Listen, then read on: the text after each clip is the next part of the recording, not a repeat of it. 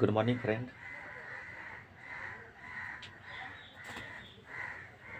आज हम 12वीं ही नहीं, लगभग सभी कंपटीशन एग्जाम के लिए जो 12वीं के बाद कंपटीशन लिया जाता है उसके संदर्भ में जो प्रसंकरण चैप्टर है उसकी आकृति है, वहाँ से पूछने वाले प्रश्न के बारे में हम बताएंगे।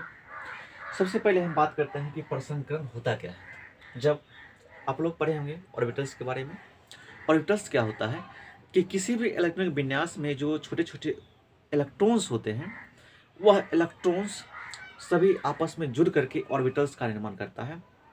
उसी ऑर्बिटल जब ऑर्बिटल आपस में फिर जुड़ता है तो एक नए ऑर्बिटल्स का निर्माण करता है और उस ऑर्बिटल्स की सहायता से ही किसी भी अणु का निर्माण होता है।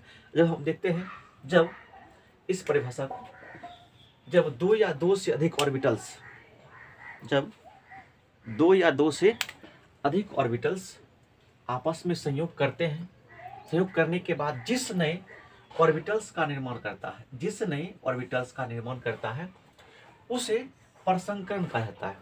एवं इस घटना को प्रसंकरण कहा जाता है। क्या बोलेंगे इसको? प्रसंकर। और इस घटना क्या बोलेंगे? इसको प्रसंकरण। जैसे एग्जांपल देख लीजिए, अगर किसी के पास एक ऑर्बिटल दिया हुआ है, एक ऑर्बिटल है s है और वह p के साथ जुड़ गया तो क्या बनाएगा? नहीं प्रसंकरण sp। इसमें ऑर्बिटल संख्या उतना ही रहेगा, उसमें किसी प्रकार कोई परिवर्तन नहीं होगा, लेकिन इसका ढांचा, बनावट, रचना वो बदल जाएगा। इस पर देखिए, s का एक ऑर्बिटल्स और p का दो ऑर्बिटल्स आपस में जब मिल गया तो क्या बनाएगा? sp2 ऑर्बिटल्स का निर्माण करेगा। अब कुछ हम डायग्राम देख लेते हैं कि कितना ऑर्बिटल उसके पास रहेगा और कितनी प्रसंकरण का निर्माण करेगा, उसकी आकृति क्या होगी, उसकी बनावट क्या होगा। तो देखते हैं, तो क्रम संख्या 1 में दिया हुआ अगर ऑर्बिटल संख्या दिया रहेगा 1 तो प्रसंकरण होगा उसका 1, जिसके कारण उसकी बनावट क्या होगी? गोलीय, और आकृति होगा गोलाकार। गोलाकार होगा तो मतलब उसके केंद्र में 360 डिग्री का कोण निर्माण होगा। उसी प्रकार जब ऑर्बिटल संख्या हो जाएगा 2 तो उसका बनावट मतलब प्रसंकरण जो होगा उसका 2 होगा, बनावट रैखिक होगा और इसके केंद्र में 180 डिग्री का कोण बनेगा। जब प्रसंकरण sp2 हुआ, मतलब कि ऑर्बिटल संख्या 3 होगा तो उसका प्रसंकरण क्या होगा? sp2 होगा, त्रिभुजाकार बनावट होगा, आकृति इस प्रकार से त्रिभुजाकार रचना में दिखेगा। लेकिन जब उसका ऑर्बिटल संख्या 4 होता है तो प्रसंकरण sp3 होगा, बनावट चतुष्फलकीय, आकृति, आकृति क्या होगा? चतुष्फलकीय होता है ये आकृति सामने वाला, ठीक। तो इसके केंद्र में 109 डिग्री 28 मिनट का कोण बनता है, जबकि इसके केंद्र में, त्रिभुजाकार के केंद्र में 120 डिग्री का कोण निर्माण होता है। अब हम जब ऑर्बिटल संख्या 5 होता है तो उसका प्रसंकरण sp3d होता है, sp3d होता है। इसका बनावट कहलाता है त्रिकोणीय द्विपिरामिड, त्रिकोणीय द्विपिरामिड। इसका आकृति यहाँ दिया हुआ है, ठीक है। इसके केंद्र में 2 प्रकार कोण बनता है, एक बनता है 109 डिग्री 28 मिनट का, यदि 120 डिग्री का कोण बनता है, और दूसरा उससे थोड़ा कम बनता है, अनुमानतः दिखा जाता है लगभग, ठीक है। अब हम देखते हैं, इसमें जब ऑर्बिटल संख्या 6 हो जाए तो उसका प्रसंकरण sp3d2 होता है। उसका बनावट अष्टफलकीय कहलाता है। अष्टफलकीय आकृति यही हमने बना दिया ताकि वहां पर जगह थोड़ा कम बचा हुआ था। अष्टफलकीय रचना इस प्रकार से होता है।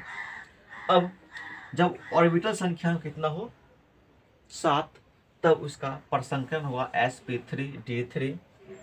अब उसके प्रसंकरण के जो बनावट होगा पंचभुज द्विपिरामिडी, जो बनावट यहाँ स्पष्ट रूप से आपको दिख रहा होगा।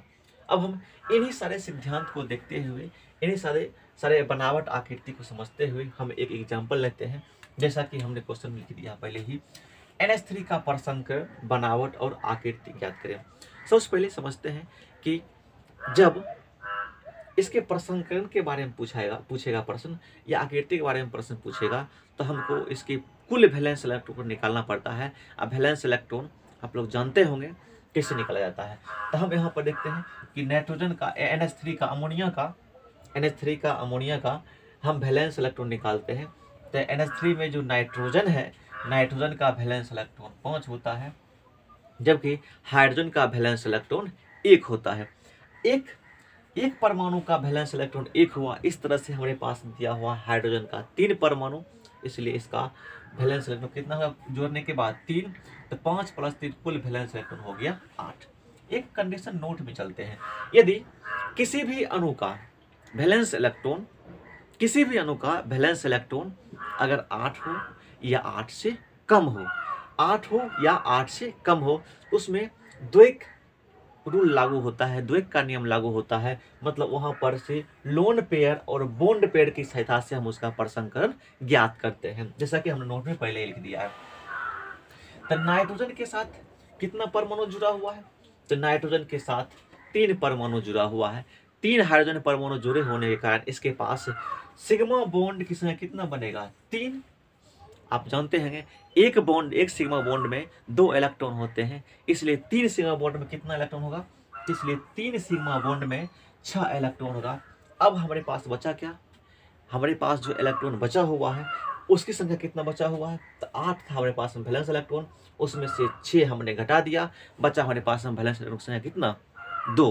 तो हमने 2 लिखा। 2 जो इलेक्ट्रॉन है वो लोन पेयर के रूप में काम करेगा, इसलिए लोन पेयर की संख्या कितना हो गया, 1।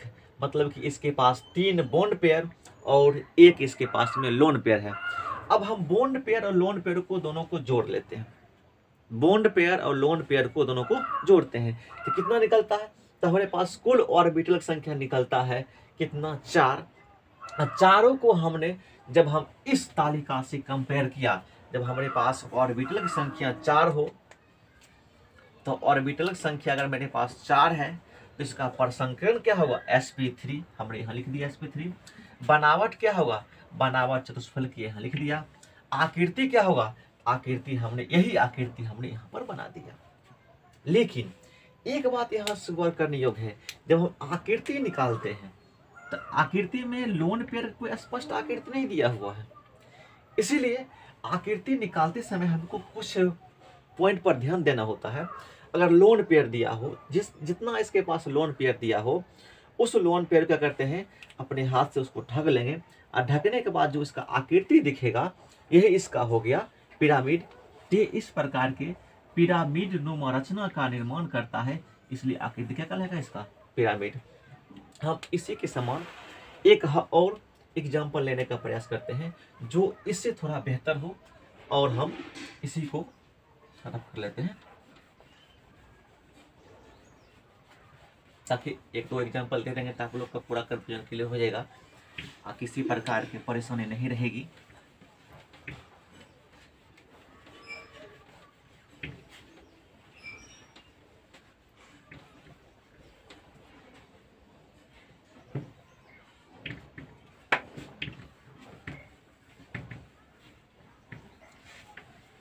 जैसे आपसे 12वीं एग्जाम में जो इम्पोर्टेंट होता है XeF4, इसके बनावट और परसंकरण के बारे में जानते हैं, ये उसी फॉर्म का दूसरा टाइप है।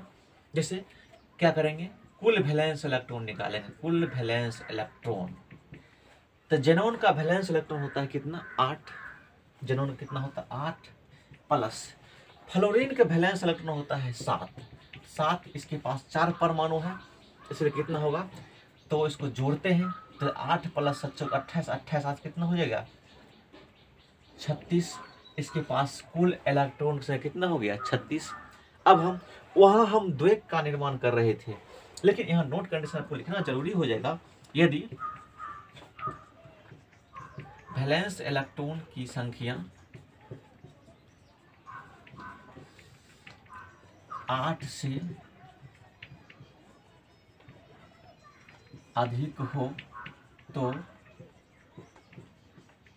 उसमें अष्टक का नियम लागू होगा। अब पहले हम द्वैक के नियम लागू कर रहे थे, अब हम अष्टक के नियम को लागू करते हैं। जैसे हम एक अष्टक में, चूंकि एक अष्टक में खर्च इलेक्ट्रॉन की संख्या बराबर कितना 8। इसलिए हम कितना इलेक्ट्रॉन खर्च करेंगे ताकि इसके बराबर भी ना हो और इसके बराबर भी हो जाए या इससे कम हो, तो 8 चौक 32 मतलब कि 4 अष्टक के बराबर हम खर्च कर सकते हैं। तो 4 अष्टक में कितना खर्च होगा, 8 गुना 4 बराबर कितना 32 इलेक्ट्रॉन। बचे इलेक्ट्रॉन की संख्या बराबर 36 इलेक्ट्रॉन माइनस 32 इलेक्ट्रॉन बराबर कितना 4 electron. Like as 2 lone pair, ये जो अष्टक रूप को भाग ले रहा है ये जितना बार मल्टीप्लाई होगा उसका क्या कहलाएगा बॉन्ड पेयर, मतलब 4bp काम कर रहा है इसमें। इसका मतलब आप ये भी कह सकते हैं इसके पास जितना परमाणु है वह बंधन का निर्माण करेगा। तो परमाणु संख्या कितना दिया हुआ 4, इसलिए इसका बीपी कितना हो जाएगा 4। कुल ऑर्बिटल निकालते हैं, कुल ऑर्बिटल्स की संख्या बराबर कितना 4bp प्लस 2lp कितना हो गया 6। अब हम आपको बता दिए तालिका में अगर जिसमें ऑर्बिटल संख्या 6 हो तो उसका परसंक्रम क्या होगा sp3d2। बनावट क्या होगा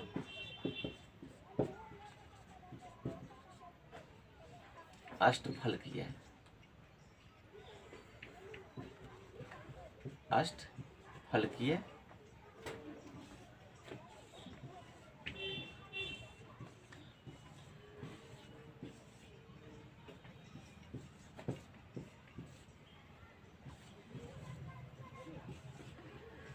हमारे पास 2 लोन पेयर दिया हुआ है उसको लिख देते हैं यहाँ पर। ये रहा लोन पेयर, लोन पेयर यहाँ पर हम फ्लोरीन रखते हैं। इसकी जो आकृति निकालने के लिए दोनों लोन पेयर को ढक देते हैं। ये एक तरह से वर्ग समतलीय रूप धारण करता है, वर्ग समतलीय, ये हो गया इसका आकृति। इस प्रकार से हम ने दोनों तरह का प्रसंकर निकालने का बता दिया। अगर पॉइंट पूर्ण रूप से अच्छा लगे तो इसको बारी बारी से रिवाइज करें ताकि आपको किसी प्रकार की परेशानी नहीं उत्पन्न होगी। धन्यवाद।